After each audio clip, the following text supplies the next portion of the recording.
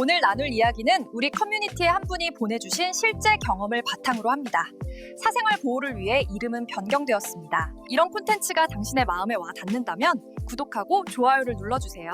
당신의 의견은 우리가 함께 성장하는 데 도움이 됩니다. 이것은 떡 한 접시에 대한 이야기입니다. 평범한 떡 한 접시, 그리고 우리 문화에 깊이 뿌리내린 환영의 제스처가 어떻게 무기로, 제 집안에서 숨쉬는 공기를 오염시키는 위반 행위로 변질될 수 있었는지에 대한 이야기입니다. 언제나처럼 이름과 세부사항은 변경되었습니다. 이웃의 평화는 깨지기 쉬운 것이니까요. 하지만 그 순간의 느낌, 제 몸을 관통했던 충격? 그것은 100% 현실입니다. 만약 당신이 말 한마디, 시선 하나에 당신의 개인적인 공간에 안전이 위협받은 것을 느껴본 적이 있다면 아마 제가 들려드릴 이야기를 이해하실 수 있을 겁니다. 공감하신다면 댓글을 남겨주시고, 물론 인간관계의 복잡한 경계를 탐구하는 더 많은 이야기를 위해 채널을 구독해주세요. 모든 것은 초인종 소리와 함께 시작되었습니다. 저는 아무도 기다리고 있지 않았습니다. 남편 민수는 아직 퇴근 중이었습니다. 문을 열자 한 번도 본 적 없는 남자가 서 있었지만 그의 존재는 이미 눈치채고 있었습니다. 옆집이 몇 달 동안 비어 있었고 이사 움직임이 이번 주에 가장 큰 석방이옵니다. 그는 인정하건대 고전적인 방식으로 잘생겼고 쉬운 미소를 짓고 있었습니다. 그리고 그의 숨에는 깨끗한 천으로 접힌 접시가 들려 있었습니다. 안녕하세요. 그는 가볍게 고개를 숙이며 말했습니다. 저는 강우라고 합니다. 새 이웃입니다. 방금 이사 왔어요. 이삿짐 좀 준비했습니다. 그 제스처는 한국적 예의의 화신이었습니다.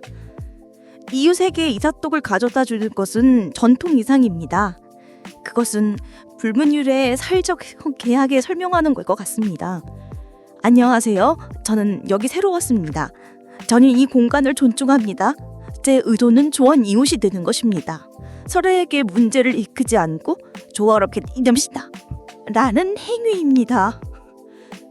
그것은 공동체의 받아들여지기를 요청하는 것이자 상호 존중의 약속입니다. 저는 미소를 지으며 예의에 따라서 손으로 접시를 얹고 제대로 이행된 사회적 의식에 익숙한 따뜻함을 느끼며 감사했습니다. 저는 몇 마디 더 예의 바른 말은 아니고 문을 닫을 의미가 됐고 좋은 이웃 관계의 절격은 정식적으로 체결된 행위입니다. 바로 그때 그가 모든 것을 깨뜨렸습니다. 제가 접시를 들고 있는 동안 그의 미소가 바뀌었습니다.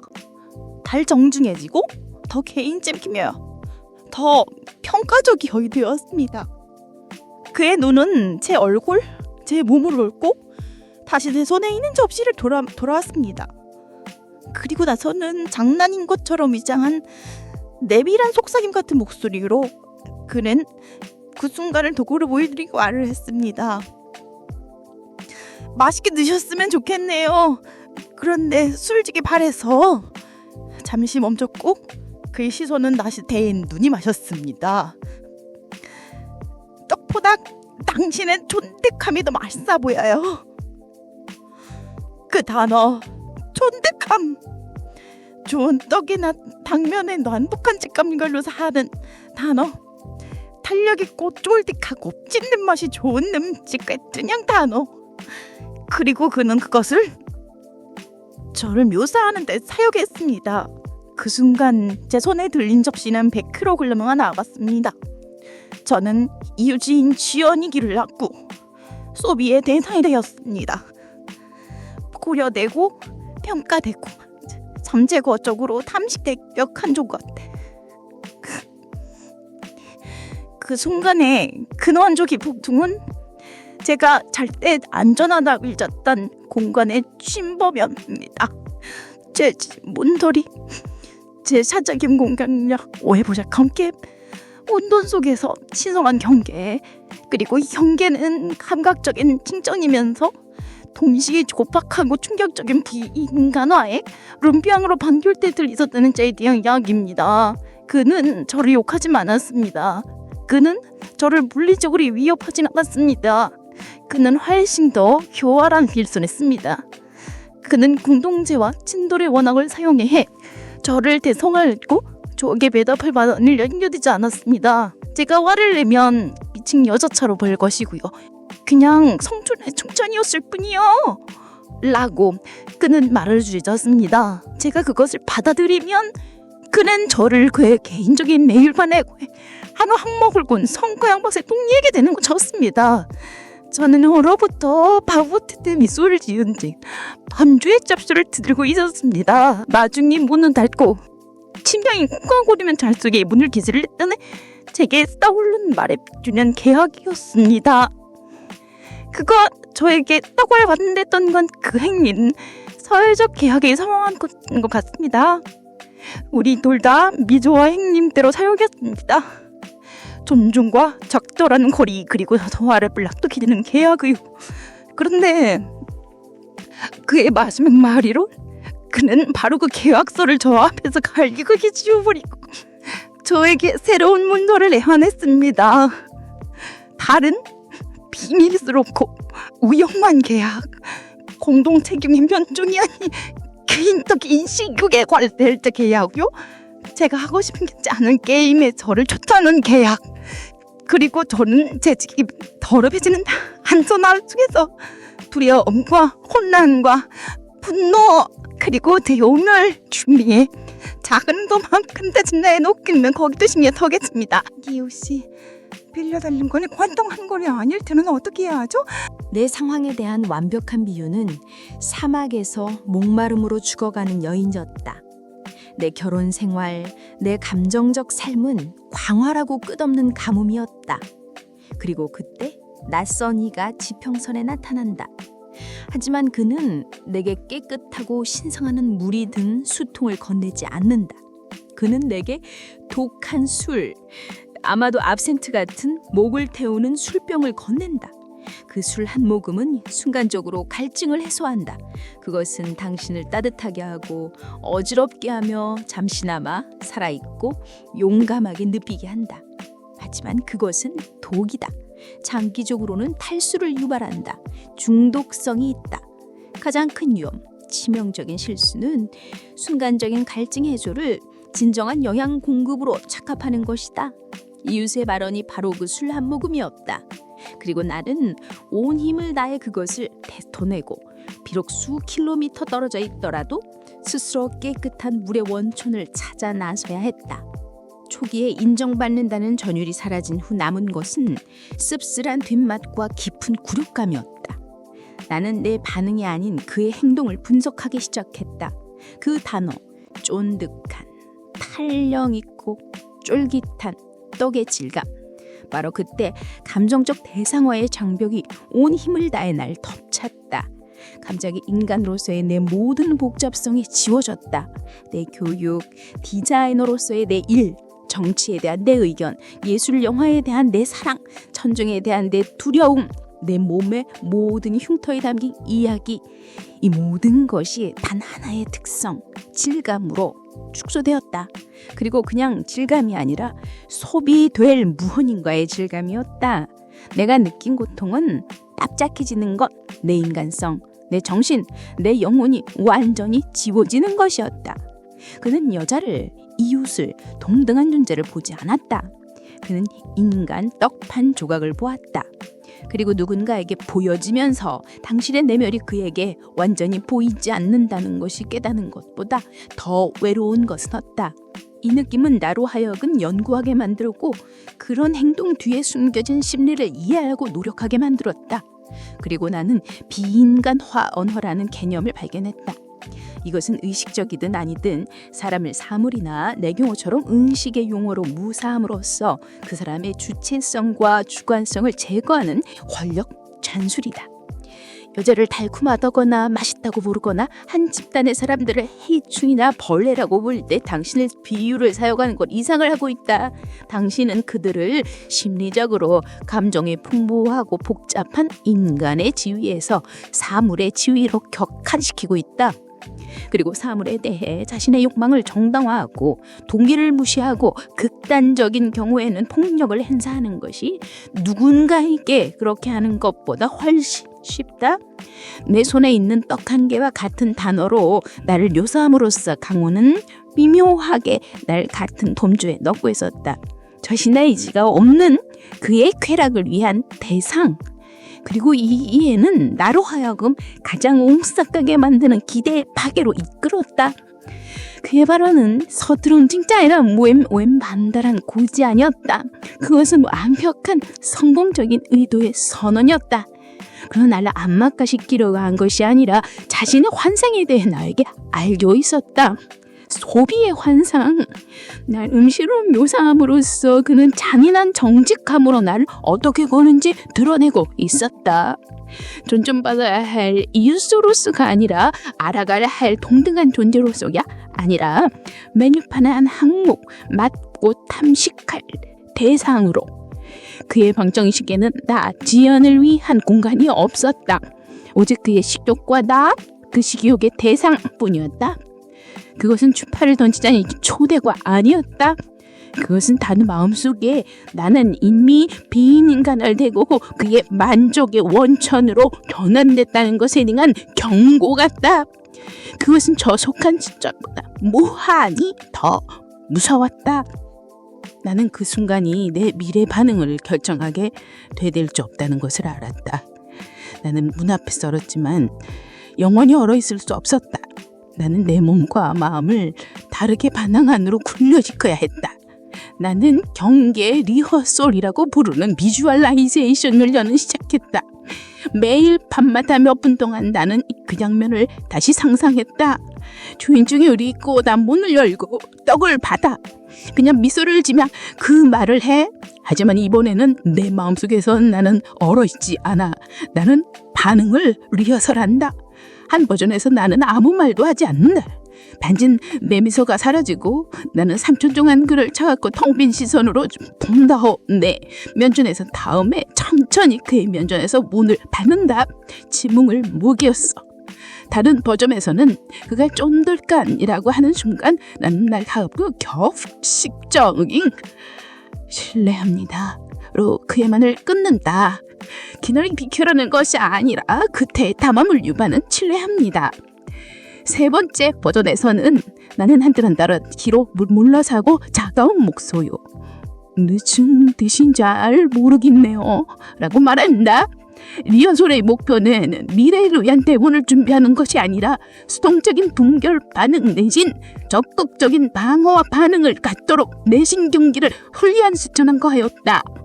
나는 내 생전 뭔지를 좀비형화하고 있었다. 문이 닫힌 후 자물쇠 소리가 구원이자 감금의 딸각 소리로 변했을 때 나는 나무에 기댄 채 서 있었다. 떡 접시는 여전히 내 손에 있었고 이제는 차갑고 무거웠다. 내 첫 본능은 혐오와 두려움이었다. 그러나 놀랍게도 그 아래에서 또 다른 감정이 솟아올랐다. 나를 부끄럽게 만든 감정이었다. 그것은 아주 작고 거의 감지할 수 없는 인정받는다는 전율이었다. 결혼한 행복한 여자가 왜 그런 것을 느끼는지 이해하려면 내 출발점이었던 조용한 고통을 이해해야 한다. 바로 내 집에서 차가운 음식 접시처럼 느껴지는 고통이었다. 나는 민스와 결혼한 지 7년째였군. 그는 좋은 사람이었고 책임감 있는 남편이었다. 그러나 열정과 욕망은 오래전 끝난 식사의 냄새처럼 먼 기억이 되어 있었다. 나는 보이지 않는 존재처럼 느껴졌다. 내가 몇 시간 동안 특별한 저녁을 준비해도 그는 뉴스를 보는 식사했고 맛에 대해서는 언급했지만 나에 대해서는 그렇게 언급하지 않았다. 내가 새 드레스를 입어도 그는 알아채지 못했다. 나는 더 이상 그의 삶의 메인 요리가 아니었다.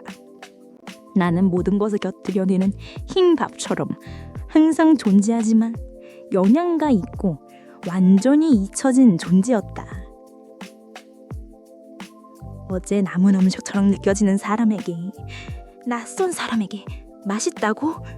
그렇게 우원초적인 굶주림으로 원해질 가치가 있는 것으로 보여지는 것은 위험하고 비밀스러운 인성의 전율을 일으켰다. 처음으로 몇 년 만에 누군가가 나를 기능, 아내, 주부, 간인, 질감, 맛, 식욕의 대상으로 왔다.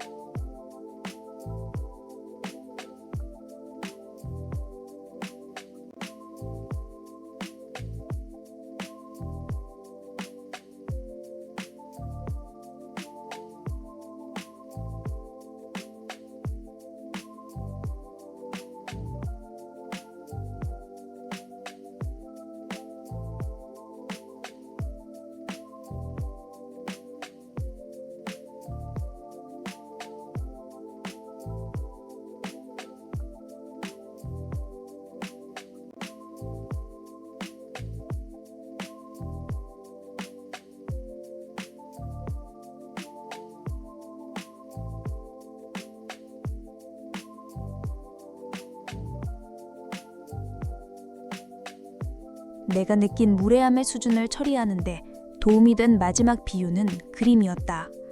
나는 나 자신을 박물관에 있는 복잡하고 귀중한 그림으로 상상했다. 층층이 쌓인 미묘한 색채, 고통과 기쁨과 경험의 이야기를 담은 분놀림이 가득한 예술작품. 그 계피를 진정으로 감상하려면 몇 시간, 어쩌면 며칠이 걸릴 그림. 그리고 그때 한 방문객, 내 이웃이 찾아온다. 그는 구도, 기법, 작품 뒤의 이야기, 작가가 전달하려 했던 감정을 무시한다. 그는 캔버스에 다가가서 유일하게 하는 말은 이 물감줄람이 맛있어 보니? 핥고 싶다. 이다. 그것은 예술에 대한 최고의 무례행위다. 그것은 의미의 우주를 단 하나의 기본적인 물리적 감각을 위해 무시하는 것이다. 그것은 걸작을 감상할 대상이 아니라 소비할 대상으로 보는 것이다. 그가 한 짓이 바로 그것이었다. 그는 내 영혼을 들여다보고 자신의 입맛만 생각할 수 있었다. 그 문 앞에서의 짧은 만남의 충격은 내가 접시를 씻고 떡을 치운다고 해서 사라지지 않았다. 오히려 그것은 내 집과 내 마음에 스며들어 내가 오염된 먼지그구인이라고밖에 부를 수 없는 것을 시작시켰다. 그 뒤따른 고통은 과잉 경계였다. 혼돈의 세상 속 나의 유일한 안전은 피나처였던 내 집의 평화가 파괴되었다. 갑자기 옆집의 모든 소리가 경고 신호가 되었다. 문이 닫히고 음악이 들리고 복도에서 발소리가 들리는 것. 모든 소음이 나를 긴장 상태로 만들었고 내 몸은 입막힌 위협에 대비하였다. 내 문 밖의 복도는 이전에는 중립적인 공간이었는데 이제는 적의 영토처럼 느껴졌다. 나가기 전에는 연복이 고능을 들여다보았다. 일반적인 안전 때문이 아니라 구체적으로 그를 마주칠까 두려워서였다. 내 집은 내 머릿속에서만 좋지 않은 심리적 냉전의 최전선이 되었지만 내 몸에 미치는 영향은 파괴적으로 현실적이었다. 나는 환경적 유발 조인의 힘을 직접 경험하고 있었다. 우리 뇌는 연관기계다. 그리고 그 순간 뇌는 이전에 중립적이었던 일련의 자각들을 위험과 침해와 연관시켰다. 내 집문 자체가 유발 초인이 되었다. 초인종 소리는 내게 아드레날린을 솟구치게 했다. 부엌에 놔둔 딱 접시를 보는 것만으로도 메스꺼움이 일었다. 이 물건들과 장소들은 치매의 기억에 대한 다시 되어 반복적으로 내 경계 상태를 재활성화시켰다. 내 신경계는 더 이상 존재하지 않지만 내 환경이 언제든지 돌아올 수 있다고 끊임없이 상기시키는 위협에 반응하여 코르티졸과 아드레날린을 분해하는 순환에 갇혔다. 나는 더 이상 그에게 반응하는 것이 아니었다. 나는 내 자신의 지배에 반응하고 있었다. 그리고 이 인식은 내 회복에 결정적이고 역설적인 깨달음을 가져왔다. 그의 나에 대한 힘은 더 이상 그의 행동이 있지 않았다. 그것은 내 마음속에 있었다. 그는 더 이상 아무것도 할 필요가 없었다. 그는 두려움과 불안의 씨앗을 심고 나는 무의식량으로 매일 나의 과잉 경계와 사건의 정신적 반복으로 그것을 물주고 있었다. 그가 행태하는 성창제는 더 이상 능동적이 아니었다. 그것은 나의 자기 총체가 되었다. 나는 나 자신을 감피하고 내 자신의 움직임을 제한하고 나의 자신의 불안으로 단조된 감옥에서 살고 있었다. 주된 전투가 내부에 있는 것을 이해하는 것은 해방독이었다.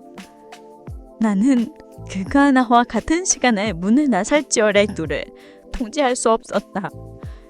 그러나 나는 노력으로 내 마음과 몸이 그곳에 어떻게 반응할지를 통제할 수 있었다. 적은 더 이상 복도 건너편이 아니었다. 그는 내 마음속에 자리를 잡았다. 이 적을 몰아내기 위해 나는 적극적인 전략이 필요하다는 것을 알았다. 나는 공간 회복 의식이라는 것이 필요했다. 그것은 내가 만든 넓은 아속을 매풀어 그림하기 위해 만든 마음챙김 기법이었다. 매일 아침 출근하기 전에 나는 내 집문 앞에 섰다. 두려움의 상징이 된 분, 그 위에 손을 얹고 차가운 나무를 느꼈다. 깊게 세 번 호흡했다. 그래 나무에 크고 부드러운 목소리로 말했다. 이곳은 나의 공간이다. 이곳은 나의 집이다. 나는 이 경계의 수호자다. 오직 나의 평화와 내 가족의 안전만이 훈양받는다. 그 외의 모든 것은 밖에 머문다. 처음엔 우스꽝스럽게 보였다. 하지만 매일매일 의식엔 효과를 발휘하기 시작했다. 나는 치매의 기억을 힘과 주권의 확직적으로 여치하고 있었다. 나는 상징적으로 내 자신의 마음에 잠시를 별공하고 있었다. 이 과정을 이해하기 위해 사용한 비유는 소프트웨어였다. 문 앞에서 한 그의 말은 내 뇌라는 컴퓨터에 내 허락 없이 설치된 악성을 과제해 스파이웨어와 같았다. 그는 더 이상 외부 접속이 필요 없었다. 프로그램은 조용히 백그라운드에서 실행되며 내 정신적 램을 소모하고 다른 모든 프로세스를 느리게 만들고 나를 끊임없이 감시받고 취약하게 느끼게 했다. 그것은 복도에서의 내 모든 발걸음, 엘리베이터 문의 모든 클릭을 기록했다. 따라서 임무는 좌절감에 컴퓨터를 부수는 것이 아니었다. 임무는 숙련된 IT 기술자가 되는 것이었다. 나는 진단을 실행하고 그 기억의 악성 파일을 찾아내고 마음챙김, 의식, 자기 확언으로 구성된 강력한 안티바이러스 프로그램을 사용하여 그 소프트웨어를 격리하고 마침내 내 시스템에서 영구적으로 제거해야 했다. 나는 내 자신의 하드드라이브를 청소하는 과정에 있었다. 불안이라는 스파이웨어를 내 정신의 집에서 어느 정도 청소하고 나니 새롭고 더 불안한 장애물을 발견했다. 내 자신의 욕망에 대한 죄책감. 왜냐하면 밤의 정적 속에서 집이 조용하고 남편이 내 옆에서 잠들었을 때 금지되고 반복되는 생각이 나를 괴롭히기 시작했기 때문이다. 그것은 내가 감히 스스로에게조차 거의 울어보지기도 못했던 질문이었다. 어떨까? 그렇게 강렬한 굶주림으로 온해지는 것은 어떨까? 그리고 놀랍게도 내 마음이 그것을 검열하기 전에 내 몸이 반응했다. 전율, 온기, 내 삶의 단조로움 속에서의 흥분의 불꽃. 존경받는 아내, 치매장하고 대상화되었다고 느낀 여자인 내가 비밀리에 그 잘시의 내인 유리가 되는 환상을 탐험하고 있었다. 그리고 이 환상에 동반된 죄책감은 엄청났다. 그것은 내 마음속의 검사가 속삭이길 내가 그만큼 죄가 있다는 증거였다. 내 안의 한 부분이 개걸스럽게 먹히고 싶고 한다는 것. 열정없는 결혼 생활로 인해 몇 년 동안 잠들어 있던 관능을 가진 여자에게 압도적인 욕망의 증심이 된다는 생각은 가장 흥미롭고 부끄러운 환상이었다. 이 명백한 모순을 이해하기 위해 나는 치료사의 스타파렐이 부르는 위반의 에로하라고 부르는 개념에 뛰어들어야겠다. 금지된 것은 그녀가 설명하길 현존하는 가장 강력한 최운대 중 하나다. 내 환상이 그토록 강력했던 이유는 이웃인 강호와는 아무런 관련이 없었다. 그는 그 자체로 미지의 존재, 배지 상태였다. 환상의 힘은 그것이 반항 행위라는 사실에서 나왔다. 그것은 내 안전하고 예측 가능하며 무성적인 삶으로부터의 정신적 탈출이었다. 그것은 좋으나 안내라는 내 역할에 대한 위반 행위였다. 내 환상 속에서는 나는 식료품 몽족이 되다로 온 빨래를 걱정하는 여자가 아니었다. 나는 일장적인 정체성의 족쇄에서 벗어난 수위수한 욕망의 대상이었다. 이웃은 단지 내가 내 자신의 이 반항적인 부분을 담아볼 수 있도록 허락해준 촉대지였을 뿐이다. 환상은 불륜에 관한 것이 아니었다. 그것은 자유에 관한 것이었다. 그리고 이 깨달음은 나에게 가장 중요한 전환점을 가져와 주었다. 내가 빅밀리 키우던 환상은 그에 관한 것이 아니었다. 그것은 전적으로 나에 관한 것이었다. 강호는 단지 내가 고용한 배우, 내 마음의 거대한 극장에서 역할을 수행해올 잘생긴 엑스트라였다. 그 환생의 진정한 주인공은 나 자신의 억압된 굶주림이었다. 강렬함에 대한 굶주림, 열정에 대한 굶주림, 생생하고 위험하게 살아있음을 느끼고 싶은 굶주림, 단지 기형적인 존재가 아니라 바람직한 존재로 보여지고 싶은 굶주림.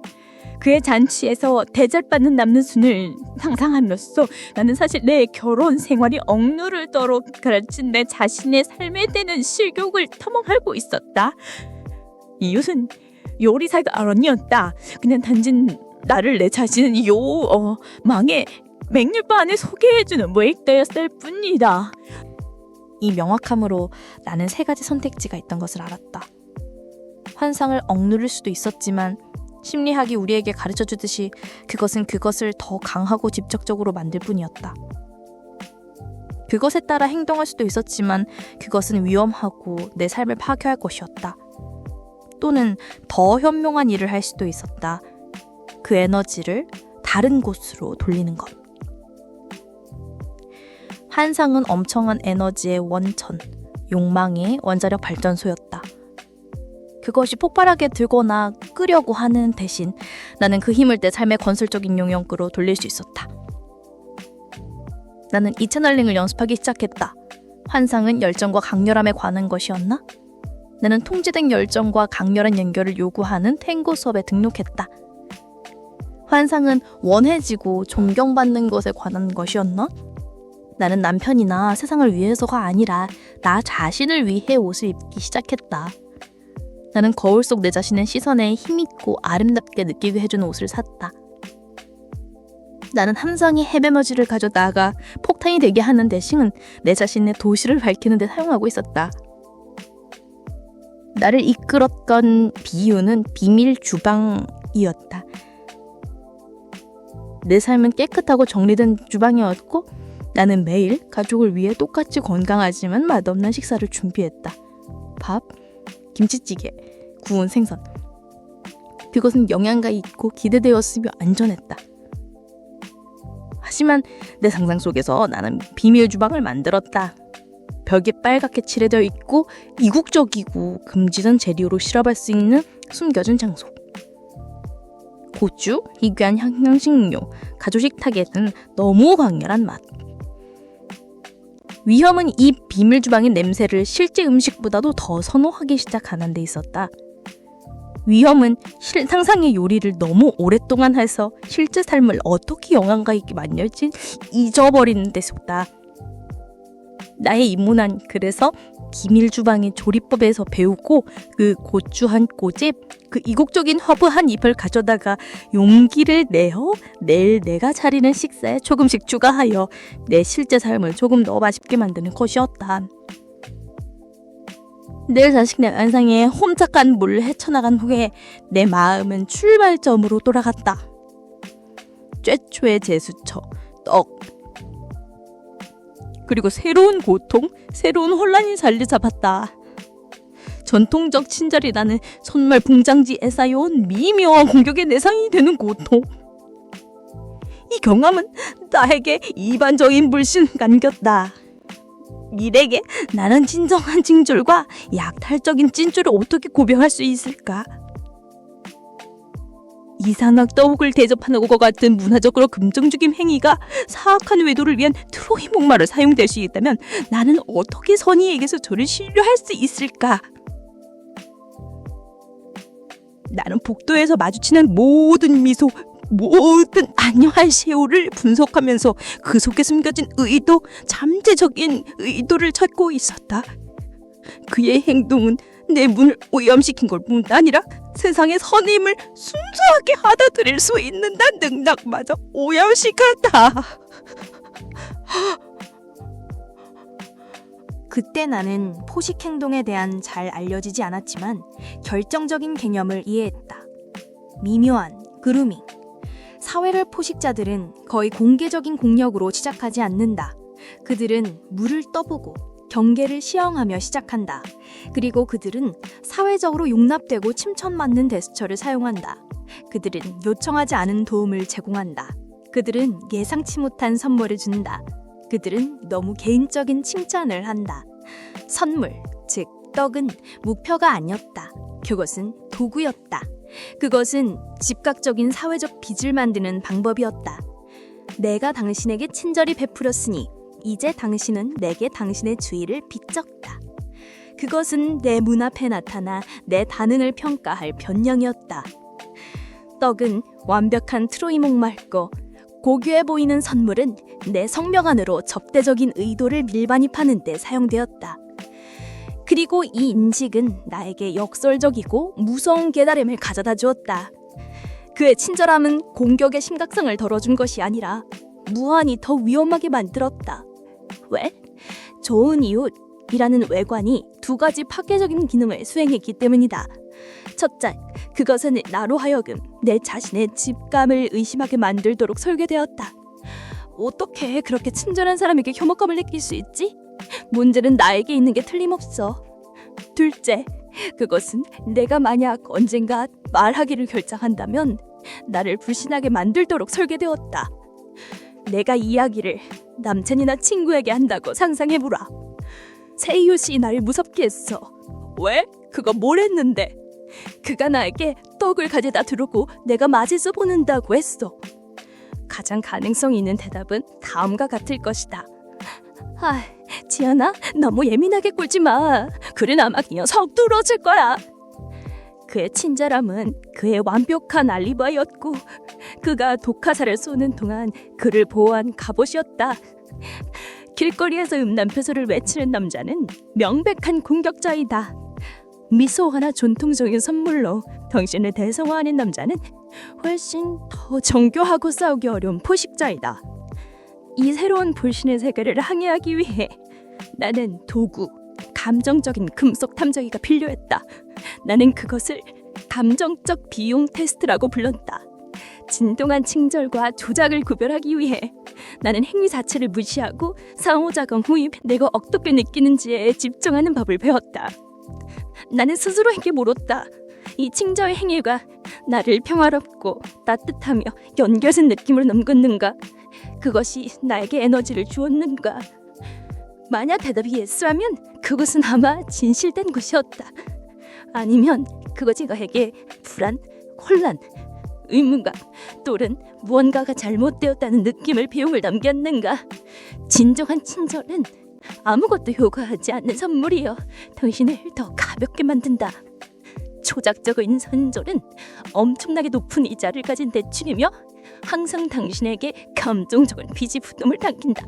내 이웃의 떡은 감당할 수 없는 감정적 비용과 함께왔다.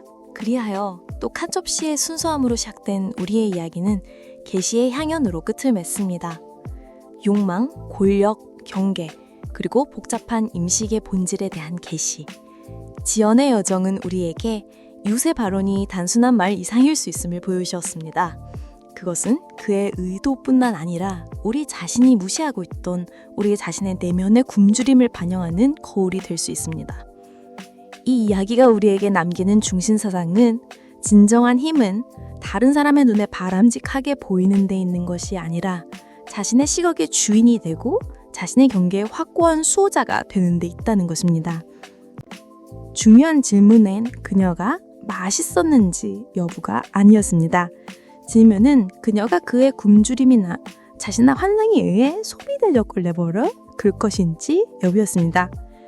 그리고 메아리 치는 마지막 질문, 이 이야기를 초월하여 우리 모두에게 조명 돋는 질문은 이었습니다. 당신이 포식자를 끌어들이는 힘, 그것이 당신의 아름다움이든 지성이든 친거리이든 가지고 있다는 것을 발견했을 때 당신은 무엇을 합니까? 당신은 살인당하지 않기 위해 보이지 않게 되려고 그 힘을 숨깁니까? 아니면 그 힘을 길들이고 미끼가 아닌 방태로 사용하는 법을 배우고 조용한 힘으로 세상에 어떻게 대우받아야 하는지를 가르칩니까? 한 곡에 앉는 호랑이와 곶감이라는 멋진 랜담이 있습니다. 이야기 속에서 숲에서 가장 강하고 두려운 존재의 호랑이가 집 밖에 숨어 울고 있는 아이를 달래려는 어머니 말을 듣습니다. 어머니는 말합니다. 울음 그치지 않으면 호랑이가 너를 잡아갈 거야. 아이는 계속 웁니다. 그러자 어머니는 말합니다. 차, 곶감 먹어라. 그러자 아이는 즉시 울음을 그칩니다. 밖에 있던 호랑이는 겁을 tur립니다. 그는 생각합니다. 다보다 더 무서운 곶감이 대체 무엇인가 말인가. 그리고 그는 자신이 이해하지 못하는 것에 겁을 먹고 도망칩니다. 이 비유는 완벽합니다. 이웃, 즉 호랑이는 지연의 힘이 그녀의 촌족함, 그녀의 권유미, 즉 그가 보고 소비할 수 있는 것에 있다고 생각합니다. 그러나 그녀의 진정한 힘, 그녀의 진정한 것이 그녀의 곶감을 그가 볼 수 없고 이해할 수 없는 것입니다. 그녀의 지성, 그녀의 게임을 거고 그냥도 자기 인식입니다. 그녀는 호랑이가 탐내하는 달콤한 과일이 아닙니다. 그녀는 그가 상상도 잘 쏟는 곳에 힘이 있는 곶감입니다. 그리고 그 힘으로 그녀는 호랑이로부터 도망칠 필요가 없습니다. 그녀는 단지 그가 홀람 드러내면서 그가 결국에 이렇게 나타나 인맥이 되지 않는 것을 지켜볼 뿐입니다.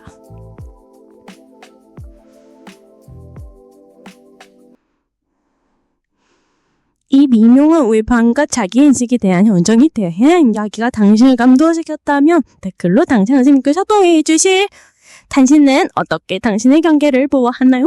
그리고 호랑이보다 더 똑똑히 사는 법을 가르쳐주는 더 많은 이야기를 위해 구독하는 것을 잊지 마세요. 다 해나요?